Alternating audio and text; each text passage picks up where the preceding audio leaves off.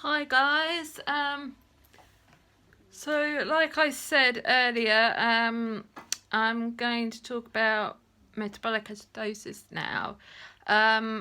There's many various different stages of this, so I don't want you to freak out if someone you know has inherited it or has got it in hospital at the moment, because my first bout, it was completely different to all the others I've had since.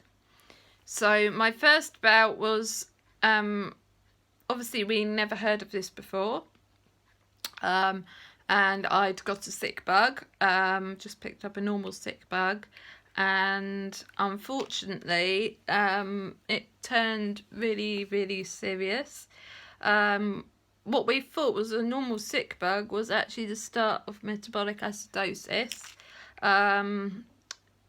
which basically, I'm going to have to read this bit because I always get this wrong, so I do apologise because I'm going to have to look down. But basically, metabolic acidosis happens when the body produces too much acid. It can also occur when the kidneys are not removing enough acid from the body. And there are several types of this. And I can't pronounce the ones that I've had. I think one is ketonic, but I might have said that wrong, and that I've had just last year in the summer. But the one that I had when I was younger, I was 14. Like I said before, it was just a normally sick bug, but it turned out not to be. I went in and out of a coma for a week.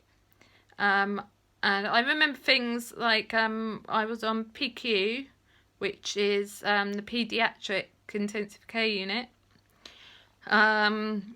because I was only 14. And I remember thinking, waking up listening to Westlife on my Walkman, CD Walkman, and I remember thinking, why is that person doing ironing at the bottom of the bed? Well, it wasn't. It was a nurse writing my notes, because you have one-on-one care.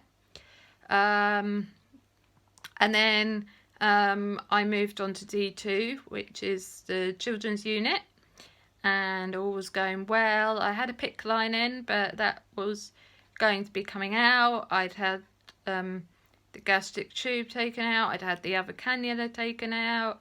I wasn't on oxygen anymore. They were going to let me go home a couple of days later if I carried on eating properly. And I then went blue. So back up to PQ we went, and they didn't know what was wrong with me. They had to put a cannula in my foot, which was very painful. I'm used to having them in my arms and stuff now, even though it's still tender and that, but that was not nice. They did lots of different tests and they still couldn't work out what was wrong with me. Anyway, a couple of days later I did go home, but originally when I first went in, they said if I hadn't woken up in an hour I would have died. So that was really scary. I'm still underneath the metabolic team now. They're also involved in my gallbladder removal operation, because not in the actual operation itself, but in the aftercare and the before care, because if I don't eat, I could get metabolic acidosis, because one of the things is you've got to eat and drink as much as you can. I've got a timer on for every hour, so I drink 10 sips every hour, and that leads to 1.5 litres a day, which isn't brilliant. That's the minimal that you're meant to drink, but it's a lot more than I was drinking before, and it keeps me well, so we're all good in that respect.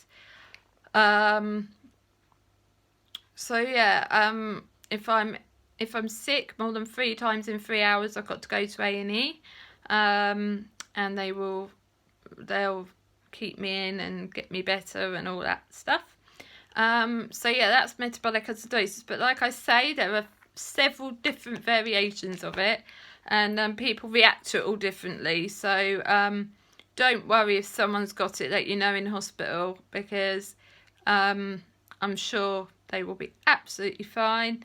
because I am here today, but without my metabolic team I might not be. So if you're watching, thanks guys, and I will see you next week when I come in for my operation. But until then, everyone, bye. I will sorry about that, guys. I will keep you updated on all my feelings about the operation. On the day itself, I might not be able to get me coming round from the anaesthetic, but I'll try and do a small video for you guys. It might not get posted till the Friday though, but I will keep you updated before then, and I will see you all tomorrow.